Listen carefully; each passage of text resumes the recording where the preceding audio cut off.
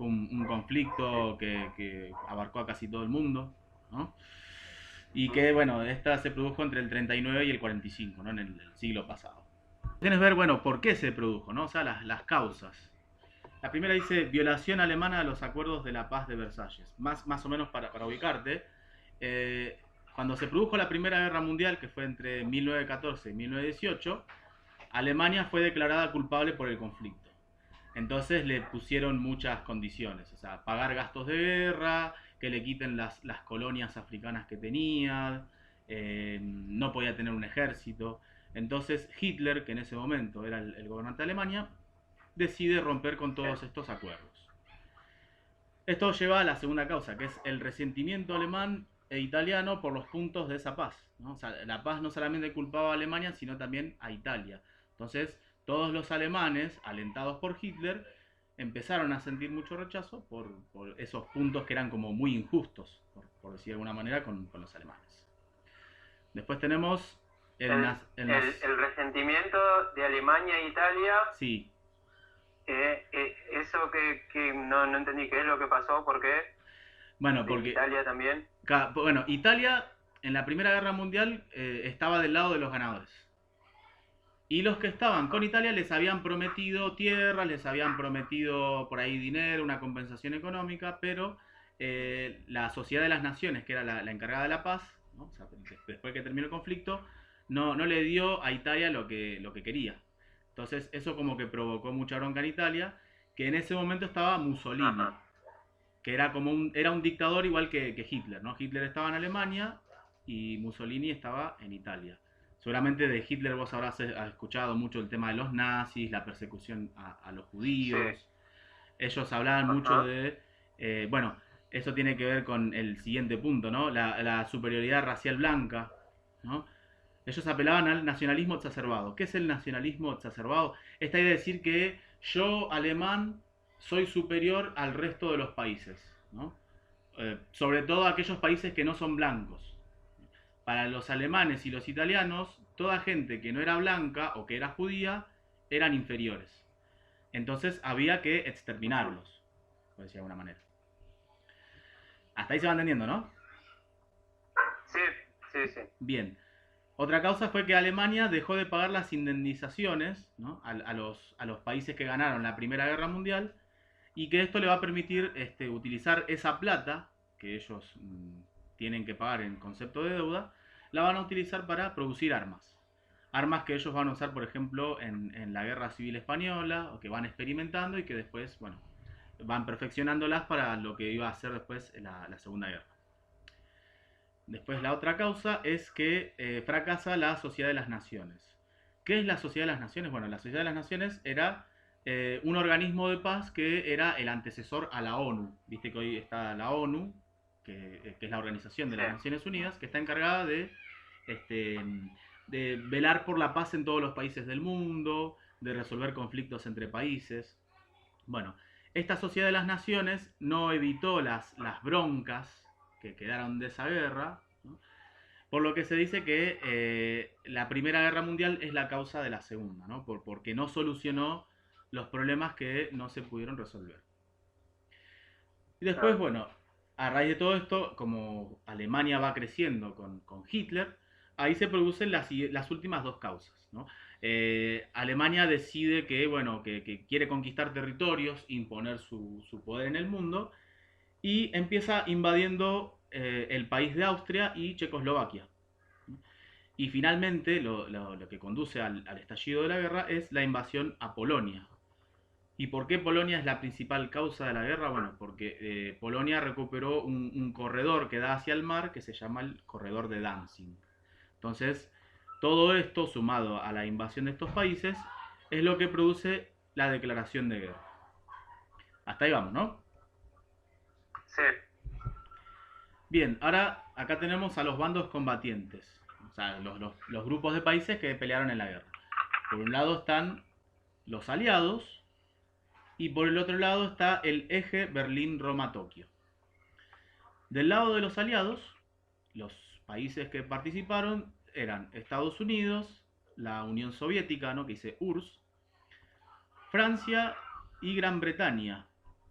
Estos eran los 4 países principales que formaban a los aliados. Pero también estos países tenían colonias en África y en Asia. Entonces, esas colonias enviaban soldados para apoyarlos. Y también tenemos a países de América Latina. Por ejemplo, se habían sumado Argentina y Brasil después de la ayuda que pidió Estados Unidos para pelear en la guerra. Y por el otro lado tenemos a Alemania, Italia y Japón, que formaban el eje, y que también recibieron ayuda de las colonias que ellos tenían y que también fueron a combatir contra los aliados. Después tenemos los regímenes, que no es lo mismo que los bandos. O sea, el régimen se refiere a qué tipo de sistema político tenía cada país, ¿no? En el caso de Estados Unidos, Francia y Gran Bretaña, que es la isla donde se encuentra Inglaterra, tenían el sistema de democracias. O sea, la democracia es el típico sistema donde la gente elija a sus representantes por medio de las elecciones, del voto. Pero por el otro lado estaban los movimientos totalitarios o los totalitarismos. O sea, dictaduras, regímenes donde hay una sola persona que gobierna de manera dictatorial, que impone leyes contra quienes no lo apoyen, ¿no? Y que persiguen a sus opositores. Estos regímenes estaban... ¿Totalitarismo dice? Sí, totalitarismos. O movimientos totalitarios o dictaduras. Dentro de estos totalitarismos tenemos a Alemania, donde, como te dije, bueno, ahí estaba Hitler. En Italia estaba Mussolini. En Japón estaba Hirohito. Y en la Unión Soviética estaba Stalin. Los nombres igual no son importantes porque igual eso está en el material que está subido en el Drive, en la última vez que subí la página, ¿no? La foto. Y acá lo que llama la atención es que si bien la Unión Soviética es un movimiento totalitario, estaba peleando a favor de los países que tenían democracia, ¿no? O sea, estaba con Estados Unidos, con Francia y con Gran Bretaña.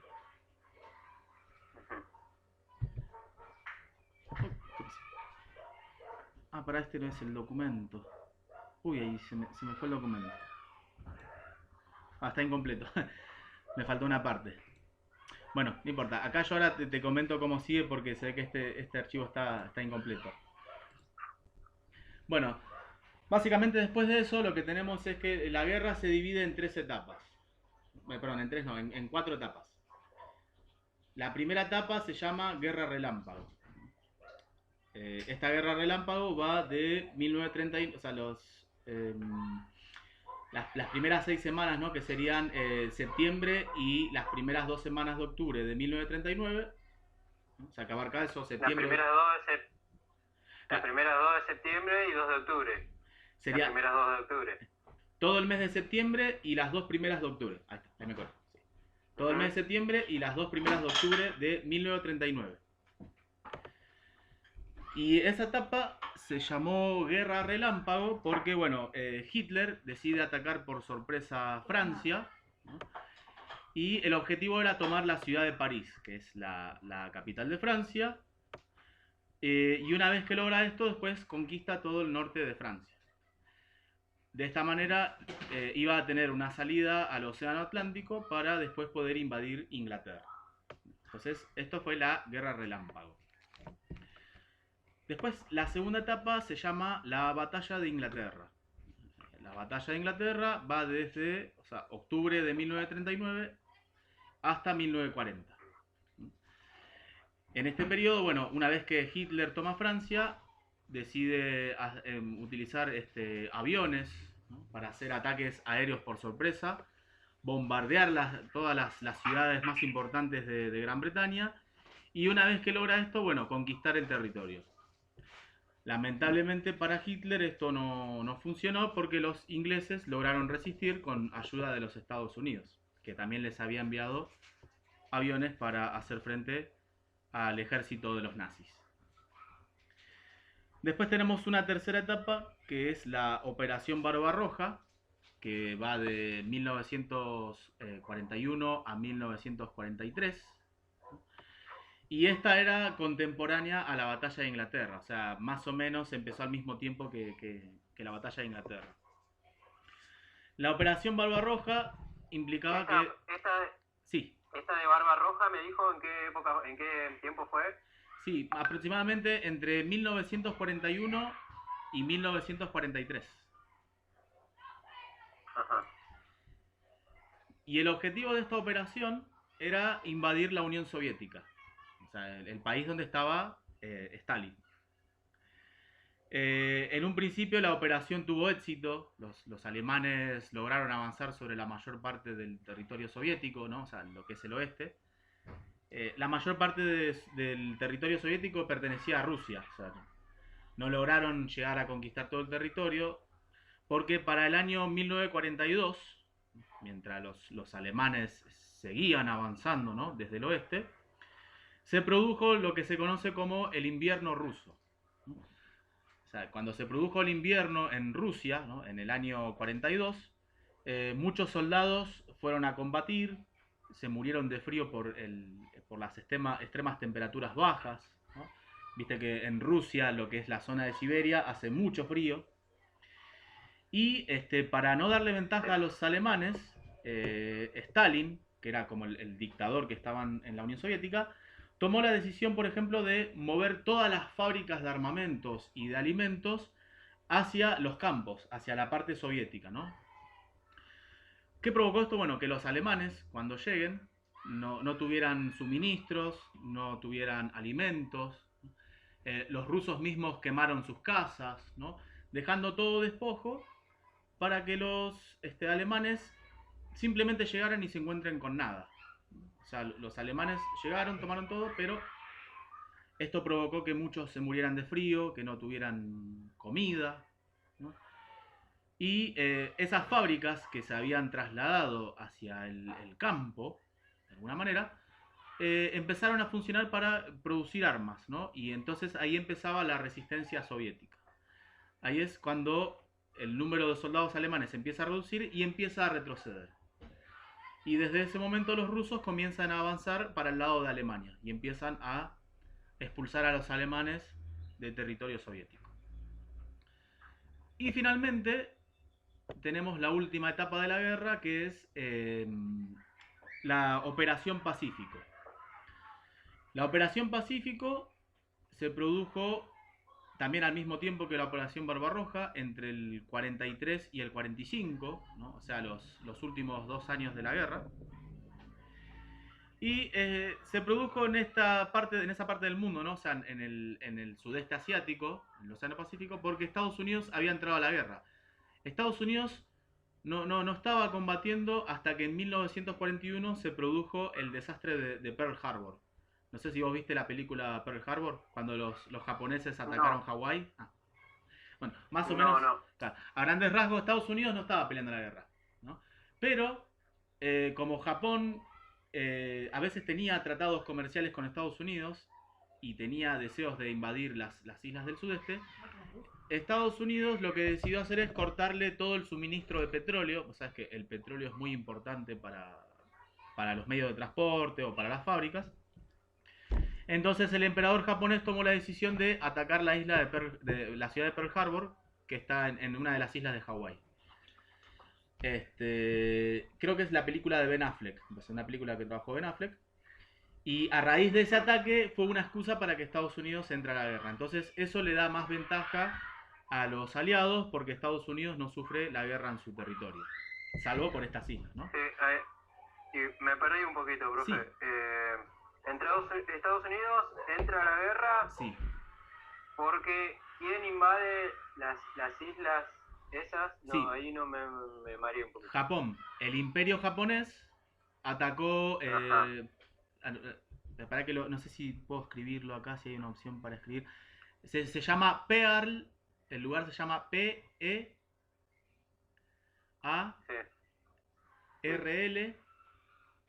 Sí.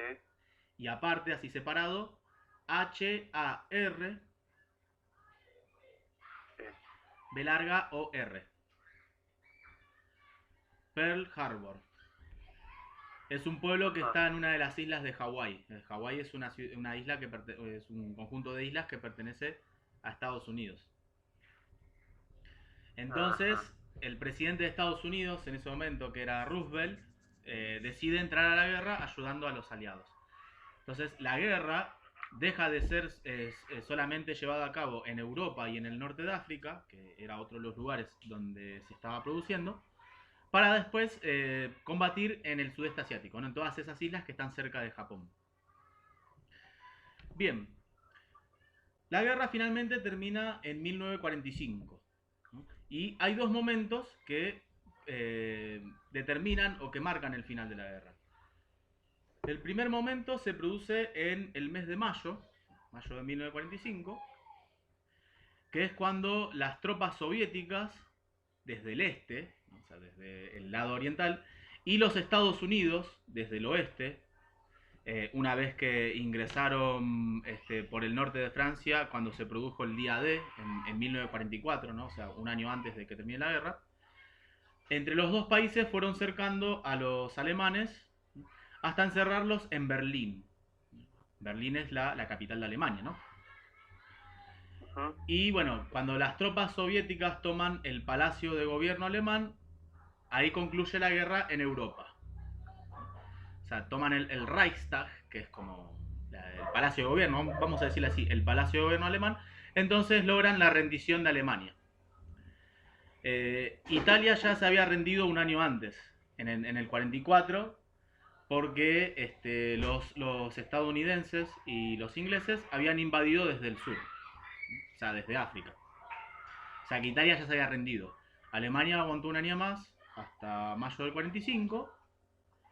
Y después el segundo momento que determina el final de la guerra es cuando en agosto, si no me equivoco, los días 6 y 9 de agosto, o 6 y 8 de agosto, no recuerdo bien las fechas, Estados Unidos lanza las bombas atómicas en la ciudad de Hiroshima y de Nagasaki. Porque los japoneses fueron un poco más duros que los alemanes y resistieron un poco más, ¿no? Ellos aplicaban incluso la técnica del kamikaze. O sea, antes que rendirse, preferían inmolarse o estrellar los aviones contra sus enemigos. Y bueno, después que Estados Unidos lanzó estas bombas, finalmente la guerra concluyó, ¿no? O sea, los japoneses firmaron la rendición. Y después tenemos varias consecuencias, ¿no? O sea, ¿qué resultados dejó este combate que duró 6 años? Por un lado, tenemos que Alemania se dividió en 4 zonas, ¿no? O sea, 4 zonas que corresponden a los 4 países aliados que ganaron la guerra. El objetivo de esto era evitar que se produzca otro Hitler, ¿no? O sea, impedir que se vuelva a formar el movimiento nazi. Después, otra consecuencia fue que se formó la ONU, que es la organización... Sí, Alemania se divide en 4 naciones independientes, ¿sería? No, se reparte entre los 4 países aliados. O sea, Alemania sigue existiendo, pero los 4 aliados, que son Estados Unidos, la Unión Soviética, sí, Francia y Gran Bretaña, administraron a Alemania en 4 partes distintas. Ajá. Bien, después la segunda consecuencia, como estaba diciendo, fue la formación de la ONU, la creación de la ONU, que es la Organización de las Naciones Unidas. Esta reemplaza a la Sociedad de las Naciones, que fue su antecesor, y hasta el día de hoy sigue existiendo, ¿no? Y su objetivo es velar la paz, aunque a veces, para lograrlo, lo haga a través de la guerra, ¿no? Porque ellos, o sea, la ONU, tiene un cuerpo armado que son los cascos azules. Entonces, los cascos azules son como un ejército de la ONU que interviene en aquellos países o en aquellas zonas donde hay conflictos. Como te dije, para lograr la paz. Después, otra consecuencia fue la aparición del Fondo Monetario Internacional y del Banco Mundial. No sé si te suenan esos nombres de esos organismos. Sí. Estos organismos fueron creados por Estados Unidos, con los fondos también de los países aliados, y el objetivo es ayudar a aquellos países que tengan dificultades por medio de préstamos. tema es que todo aquel país que reciba préstamo en dinero del FMI y del Banco Mundial, después van a tener una enorme deuda. O sea que son organismos que representan a los intereses de Estados Unidos. Y por último, la última consecuencia fue que comenzó la llamada Guerra Fría. ¿Qué fue la Guerra Fría? No fue en sí una guerra, ¿no? O sea, no hubo un combate, sino que fue como una especie de conflicto, ¿no? Una especie como de enfriamiento de relaciones entre Estados Unidos y la Unión Soviética, que fueron los dos países más importantes, ¿no? que ganaron la Segunda Guerra Mundial y que eran aliados. El problema es que, bueno, como un país es capitalista, que es Estados Unidos, y el otro es comunista, que es la Unión Soviética, esas diferencias, bueno, llevaron a que no se lleven bien y entonces entre el 45 y 1991 el mundo se va a dividir como en dos, por decir de alguna manera. Aquellos que están con la Unión Soviética y aquellos que están con Estados Unidos.